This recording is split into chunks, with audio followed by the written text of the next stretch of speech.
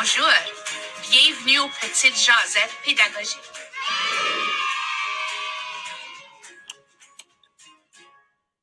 Bonjour, bienvenue à une autre émission des Petites Jasettes pédagogiques. Aujourd'hui, j'accueille Clémentine Reynaud, qui est intervenante et enseignante de la zoothérapie. Donc, bienvenue, Clémentine. Bonjour, merci. Merci pour l'invitation.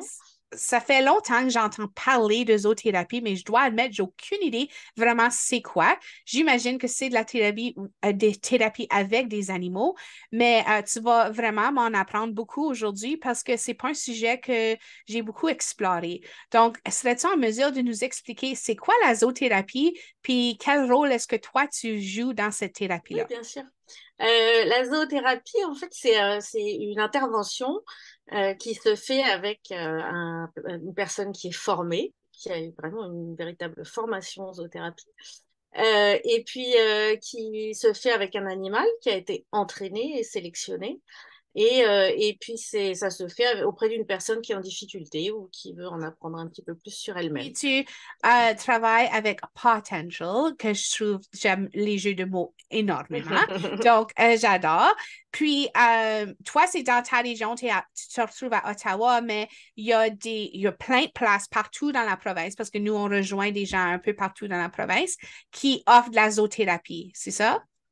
Il y a plusieurs endroits qui offrent de la zoothérapie, pas tant que ça encore en Ontario par rapport ça. Ça s'est vraiment déployé, je dirais, surtout au Québec.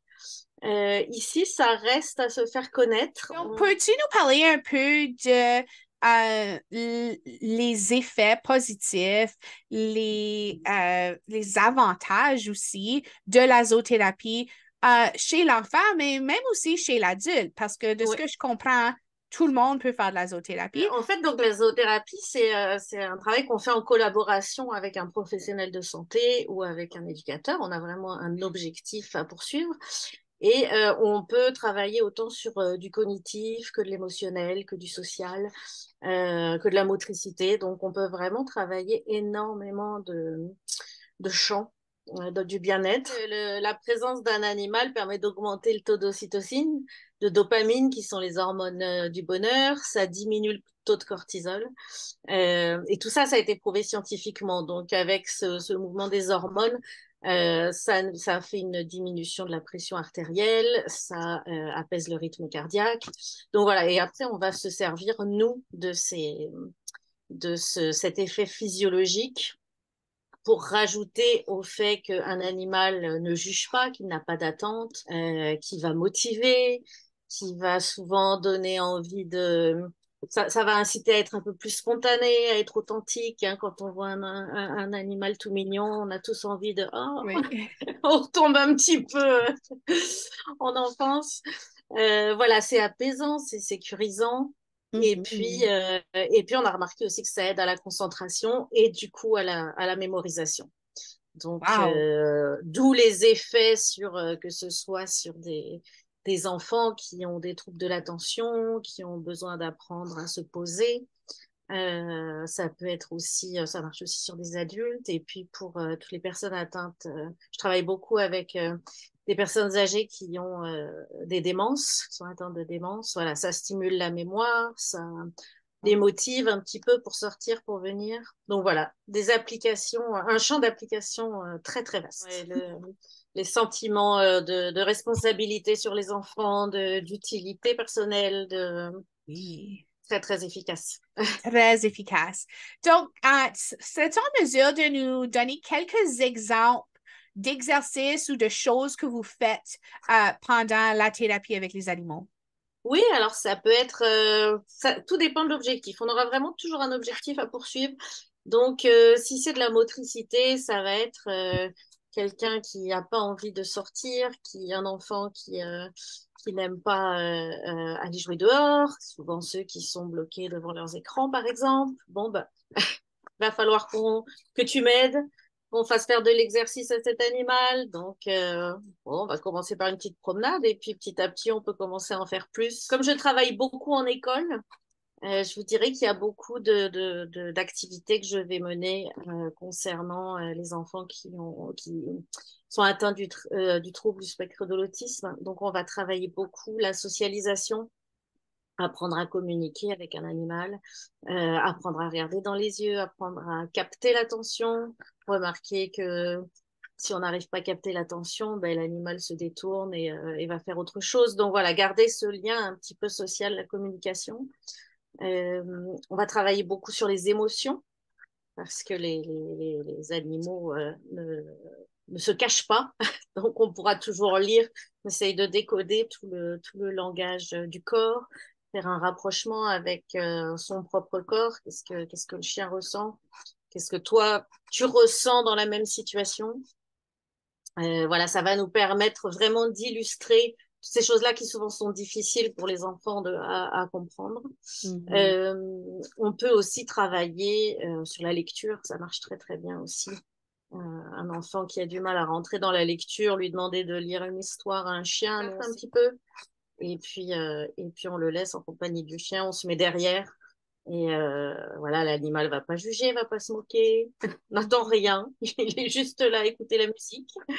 Wow, c'est Voilà. tellement impressionnant parce que quand je pense à toutes les différentes sphères de développement qui existent dans le développement de l'enfant, Mhm. vous pouvez vraiment venir appuyer chacune de ces sphères-là. Ouais, Tu sais, te parler de être avec la lecture jusqu'à comme, tu sais, des problèmes socio-affectifs. Donc, tout à fait. il y a vraiment un grand spectre de Ouais, choses que la zoothérapie peut venir appuyer dans ouais. toutes les différentes sphères de développement. Tellement intéressant. Si travailler pas de la relation entre les parents et les enfants, Mm. puisque c'est plus votre domaine, oui, juste demander juste à un parent de faire un parcours avec le chien, de faire des obstacles ou de faire un petit défi. La manière dont la personne va se positionner, le ton de sa voix, la manière dont elle tient la laisse, est-ce qu'elle va le dire très court, au contraire, très loose, tout ça, ça donne énormément d'indications aussi sur la sécurité, le sentiment de sécurité qu'a le parent, sur son niveau d'assurance, sur ce qu'il ressent. Et puis, ça permet de faire ressortir certains éléments qu'il y a aussi dans la relation, souvent avec l'enfant, d'en discuter, de changer un petit paramètre, de chercher un petit peu ce qu'on va pouvoir faire, ce qu'on pourrait changer pour améliorer.